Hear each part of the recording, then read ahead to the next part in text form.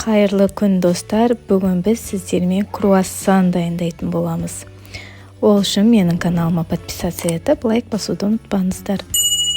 2 ингредиенттен дайын болатын тез әрі оңай, әрі дәмді круассанды менімен бірге міндетті түрде жасаңыздар.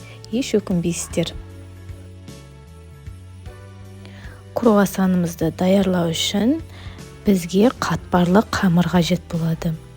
Дайын қатпарлы қамырдан аласыздар, сосын вареный сгущенкадан аласыздар. Қатпарлы қамырымызды біз ең алдымен домалақ қылып жайып аламыз. Ұн жақпай қойсаңыздар болады. Қалыңдығы жұқа қылып 1 сантиметрдей болатындай жайып аламыз.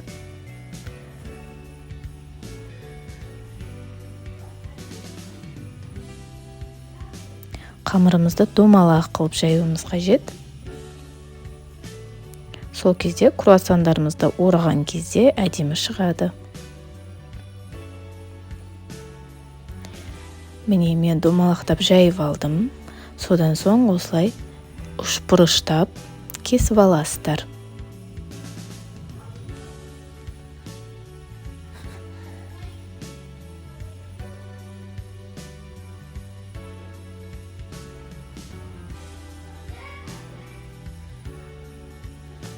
Содан соң, мен видеода көрсеткендей, жартылай ғана ортасынан кесіп шығамыз барлық қамырымызды.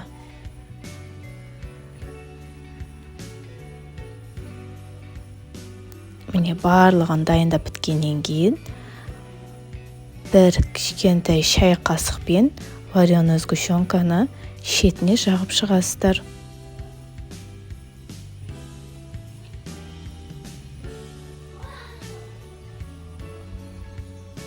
Міне барлығын жағып шықтым, салып шықтым.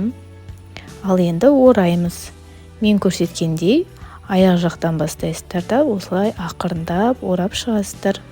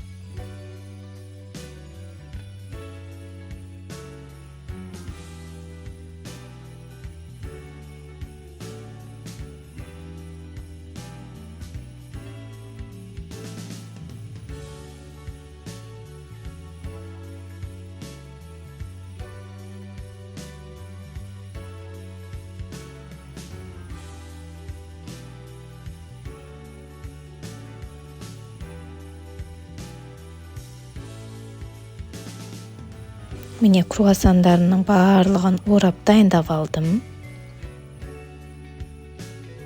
Енді бетіне жұмыртқаның сары уызын әдемілеп жағып шығамыз.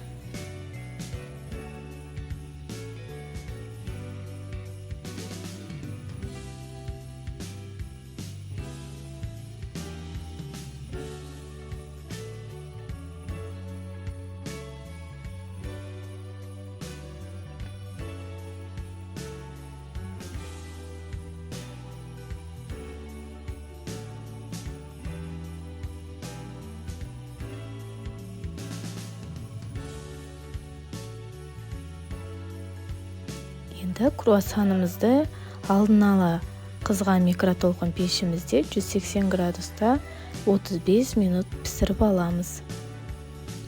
Міне дәмді, тез әрі оңай дайын болатын круассандарымыз дайын болды.